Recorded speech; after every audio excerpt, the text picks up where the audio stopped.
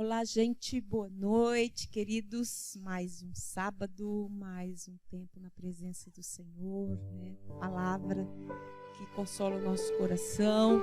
E nós vamos cantar antes disso, né? Letras tão lindas. E eu gosto muito dessa música. Ela fala que nós não podemos ser independentes de Deus. Nós queremos isso, né? Nós sabemos, conhecemos como são as nossas crianças e às vezes com muita idade nós continuamos assim. Queremos a nossa independência. E esse cântico, ele nos leva a entender que nós precisamos do Senhor, do seu abraço, da sua presença. E Ele tem o melhor para nós. Então vamos adorar. Abraça-me com os teus braços de amor.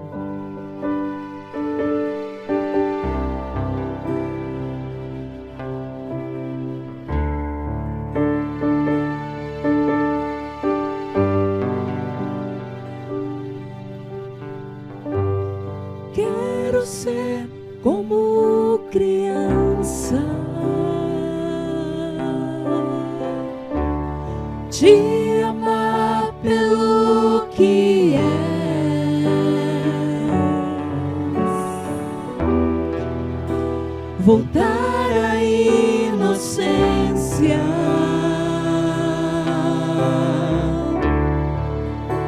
e acreditar em ti.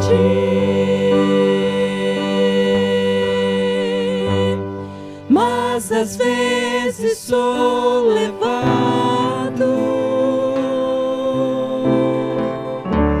pela vontade de crescer.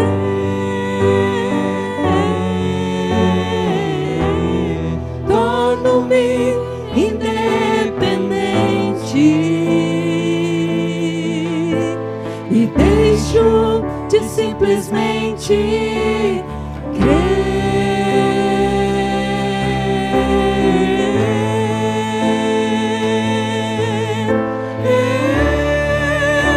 Não posso viver longe do teu amor, Senhor. Não posso viver longe do teu afago, Senhor. Não posso viver longe do teu abraço, Senhor.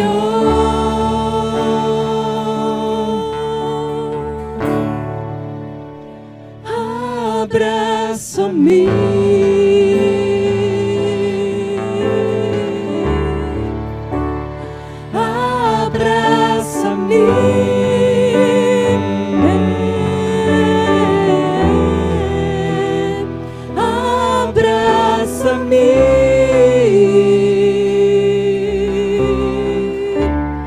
com seus braços de amor.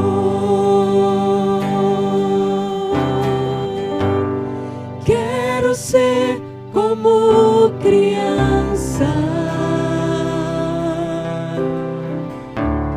te amar pelo que és,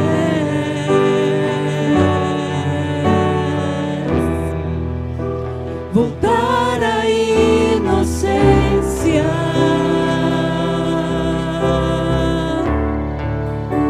e acreditar em ti.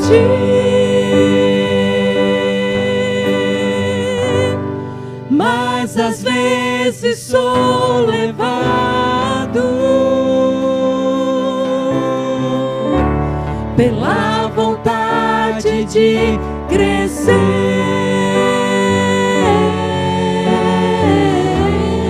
Torno-me independente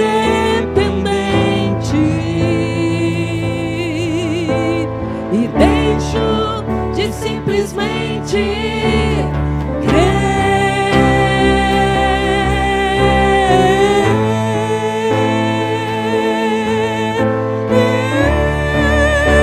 Não posso viver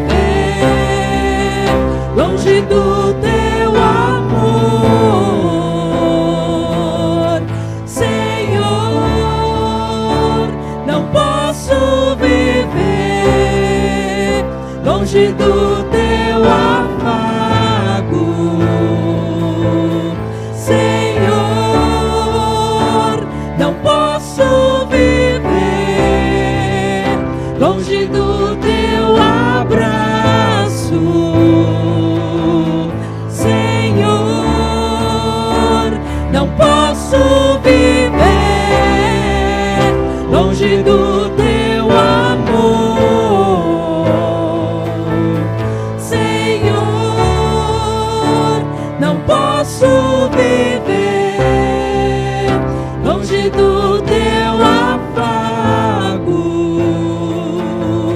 Senhor. Não posso viver longe do teu abraço, Senhor.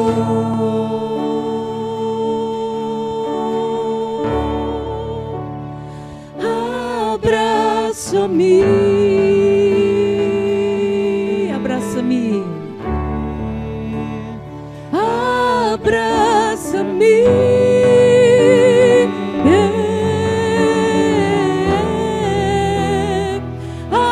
abraça-me,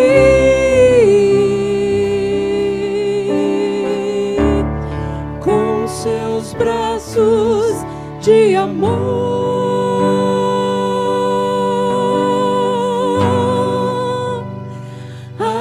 Abraça-me,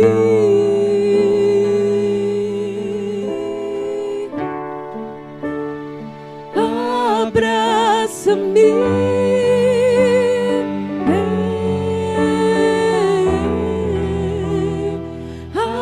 abraça-me,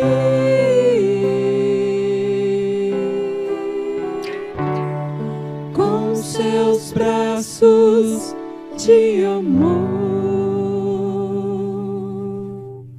Amém. É o Senhor que segura a nossa mão. Queridos, quando às vezes as ondas são altas, quando o mar quer nos submergir, eu tenho experiências dessas na minha vida. Parece que não tem mais jeito, mas nós temos um Deus, irmãos, que faz o impossível, um Deus que tira do nada, um Deus que tem caminhos no meio da tempestade. Então vamos adorar com esse cântico tão lindo, né? Louvando ao Senhor.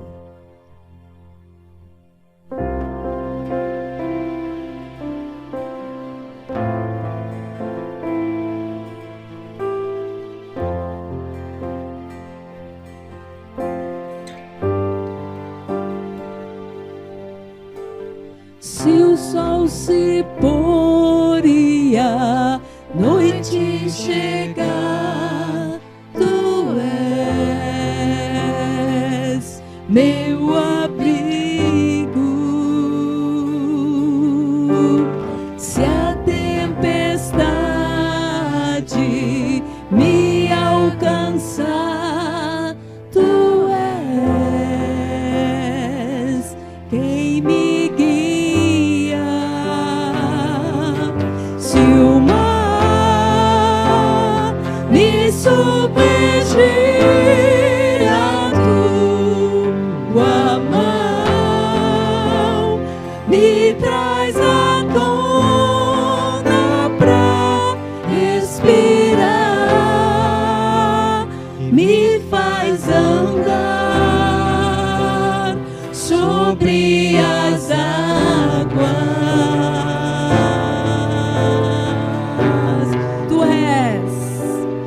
Tu és o Deus da minha salvação, és o meu dono, minha paixão, minha canção e o meu louvor.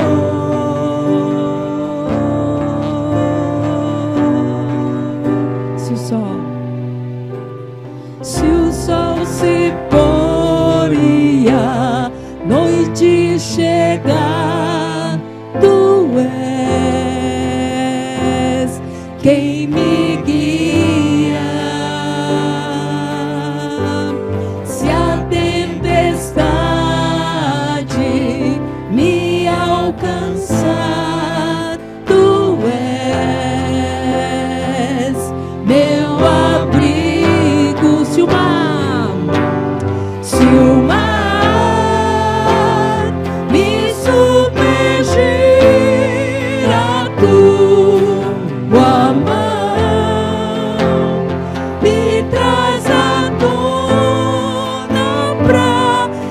respirar e me faz andar sobre as águas.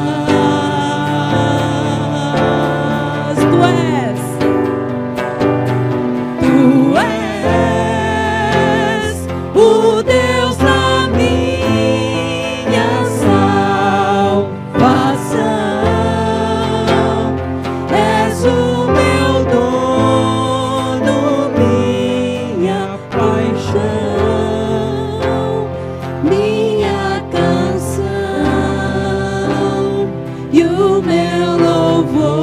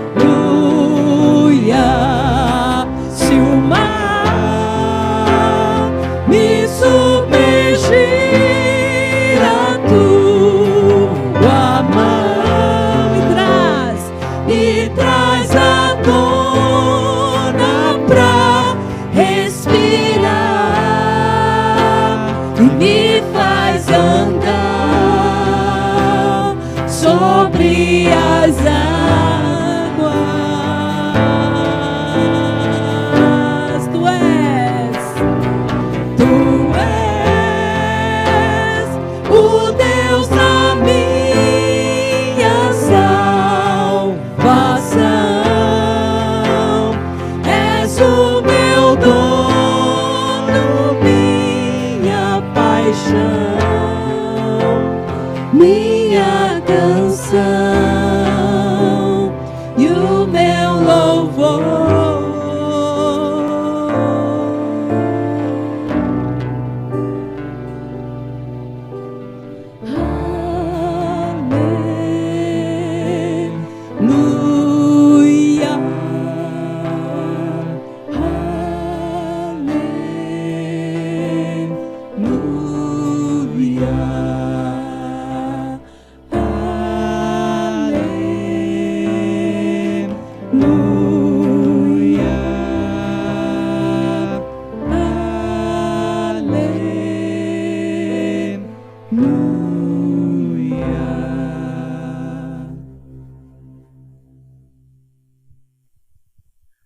Boa noite, a graça e a paz de nosso Senhor Jesus Cristo. Queremos cumprimentar os irmãos, aqueles que nos assistem, para a nossa programação de sábado.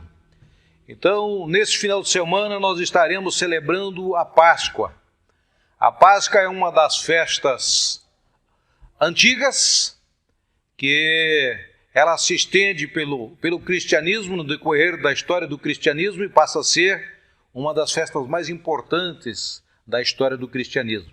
É verdade que o cordeiro que nós celebramos, nós os cristãos, não é o mesmo cordeiro abatido, a razão do abate lá no Velho Testamento, mas as duas, a nossa Páscoa e a festa judaica, estão interligados.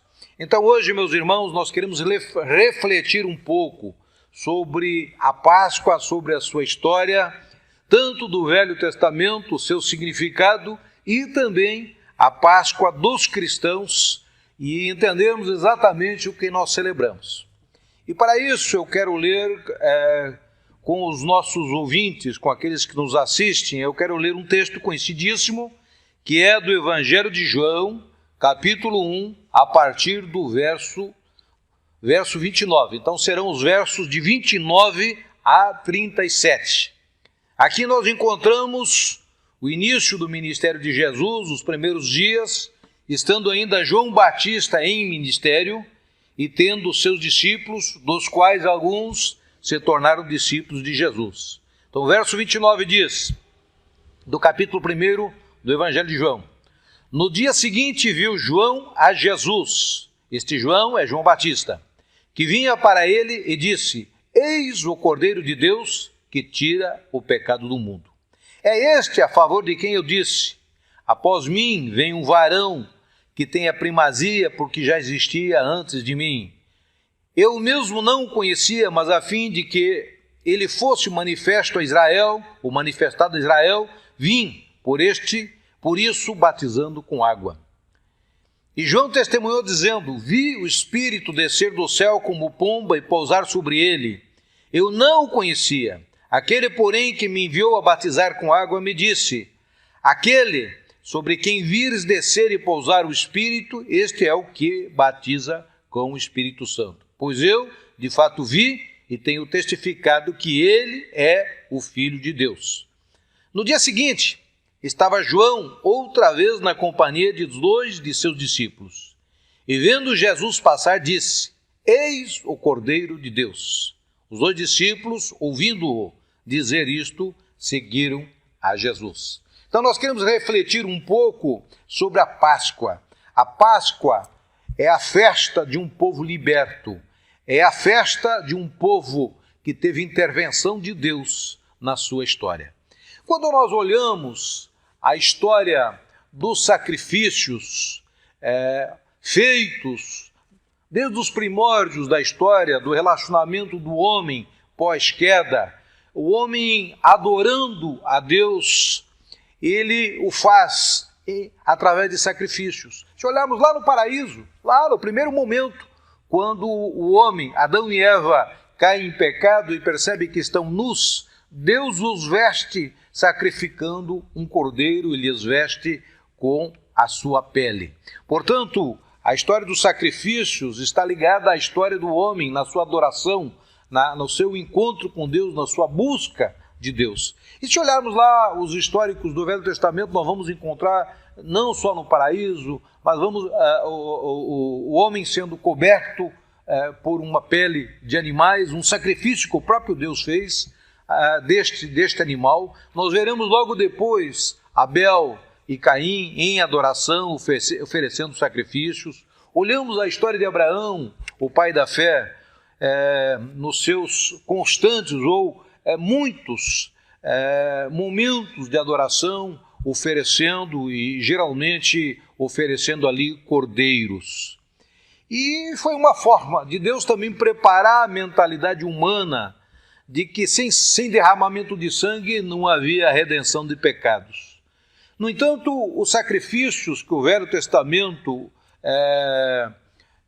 que se praticava no Velho Testamento, eram sacrifícios que precisavam ser repetidos continuamente e cobriam o pecado da humanidade, mas não, de fato, não tinham o poder de perdoar a condição de lavar o pecado da humanidade. Nós vamos ver o povo de Israel, primeiro no tabernáculo, depois no templo, com todas aquelas cerimônias e sacrifícios. Isso só vai terminar lá quando o templo é destruído em 70 depois de Cristo. Os discípulos de Cristo Jesus, que reuniam-se no templo até o ano 70, não mais praticavam sacrifício de animais, até porque eles já tinham esse novo entendimento pascal, esse novo entendimento de Páscoa, ou seja, esse novo entendimento também de redenção de pecados, porque eles agora já haviam entendido a doutrina da suficiência em Cristo e do único sacrifício praticado por Cristo, capaz, portanto, de perdoar pecados por toda a história, no decorrer de toda a história. Então, vamos pensar um pouco juntos no Cordeiro, que era sacrificado de ano em ano na celebração da Páscoa judaica. Qual era o sentido dele? O primeiro Cordeiro pascal, ele foi sacrificado lá naquela noite em que o povo de Israel saiu do Egito após 400 anos ou 430 anos de escravatura. Naquela noite eles receberam a ordem de celebrar muito rapidamente e sacrificando um cordeiro macho de 1 ano, sem defeito, deveria ser assado inteiro, sem quebrar-lhe ossos, deveria ser consumido tudo naquela noite, e por isso que se reuniam mais pessoas, se a família fosse pequena, reuniam mais pessoas para poder consumir aquele carneiro todo, e eventualmente o que sobrasse era queimado, para que não houvessem sobras. E era acompanhado de ervas amargas, era acompanhado de pães sem fermento, numa celebração que deveria se repetir anualmente, sempre na mesma data, relembrando a história não só da escravatura, mas da libertação que ocorrera naquela noite. Portanto, os judeus, quando celebravam a Páscoa, os judeus lembravam da noite em que foram libertos da escravatura no Egito. E a ordem bíblica era tanto em Levíticos, como Deuteronômio, diz no primeiro dia, no primeiro mês, aos 14 dias do mês, seria o nosso janeiro, né? No crepúsculo da tarde, ou seja, no entardecer, é a Páscoa do Senhor. Levíticos 23, 5. Portanto, primeiro mês do ano, aos 14 dias do mês, ao entardecer. E Deuteronômio 16 diz: guarda o mês de Abide, que era o primeiro mês do ano, e celebra a Páscoa do Senhor teu Deus, porque no mês de Abide o Senhor teu Deus te tirou do Egito de noite. Era a celebração. Portanto, os judeus celebravam a libertação. Era também a celebração de um povo liberto. Agora, quando olhamos para os cristãos, a nossa história, por que celebramos a Páscoa? Aqui o texto lido nessa noite, João Batista, numa visão profética, ele reconhece Jesus, aquele mestre que estava começando o ministério, como de fato o Filho de Deus, o Messias enviado, e o reconhece como o Cordeiro de Deus que tira o pecado do mundo. E Jesus, deixa eu só ler antes, para que nós reflitamos João 13, verso 1. Ora, antes da festa da Páscoa, sabendo Jesus que era chegada a sua hora de passar deste mundo para o Pai, tendo amado os seus que estavam com ele, amou-os até o fim. Ou seja, antes da festa da Páscoa. Então, nos dias de Jesus, ainda celebrava-se a Páscoa. Mesmo tendo decorrido aí 1.500 anos, os judeus continuavam celebrando a Páscoa. E Jesus ceiou, preparou, reuniu os seus amados e os amou até o fim. E ele, sabendo que era chegada a sua hora e sabendo que ele haveria de morrer ali na Páscoa dos judeus, ou algumas horas antes da Páscoa dos judeus, como uma oferenda, agora não mais a um povo, lembrando a libertação de uma escravatura física, geográfica, social, econômica, mas agora preparando-se como cordeiro para um sacrifício, que seria levado a um sacrifício de valor permanente pela humanidade e para a humanidade. Portanto, além de várias similaridades, conforme as profecias do Antigo Testamento, Jesus não abriu a sua boca em defesa própria, de não ter nenhum de seus ossos quebrados, mas ele se diferencia pela ressurreição da morte. O cordeiro que os judeus abatiam todos os anos, apesar de ser um cordeiro perfeito, ele deveria todos os anos ser repetido esse abate, esse sacrifício. No entanto, Jesus, ele diferencia-se agora, o cordeiro do mundo para o mundo, diferencia-se porque agora ele o faz uma única vez, para todo sempre, e ele não só morre, mas ele ressuscita pelos seus.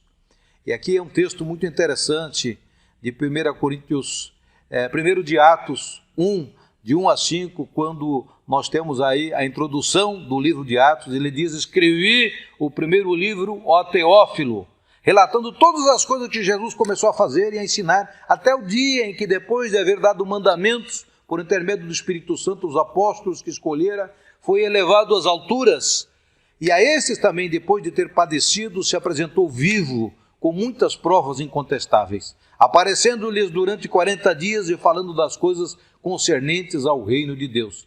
Portanto, Jesus, após ser sepultado, ele ressuscita e é visto não só pelos soldados romanos atormentados, assustados, ou eventualmente por seus discípulos, que muito queriam vê-lo e desejavam vê-lo, mas duvidaram até que isso acontecesse, Jesus também ele é visto por uma grande multidão de pessoas, e ele anda e permanece e vive e está com seus discípulos durante 40 dias após a sua ressurreição, antes que ele ascenda aos céus, antes que ele suba aos céus. Portanto, Jesus, o nosso Cordeiro Pascal, não só se dá a favor da humanidade, em libertação da humanidade, libertação do pecado, da condenação eterna, mas ele ressuscita para oferecer a esta humanidade uma proposta não só de vida terrena, mas uma proposta de eternidade. Outro grande diferencial do sacrifício de Cristo para com o Cordeiro Pascal do judaísmo é, como eu já disse, ele o faz uma única e de forma permanente, uma única vez de forma permanente. Quando, porém, isso é de Hebreus 9, 11 e 12, quando, porém, veio Cristo como sumo sacerdote dos bens já realizados mediante o maior e mais perfeito tabernáculo, não feito por mãos, quer dizer, não desta criação, não por meio de sangue de bodes e de bezerros, mas pelo seu próprio sangue, entrou no Santo dos Santos uma vez por todas, tendo obtido a eterna redenção.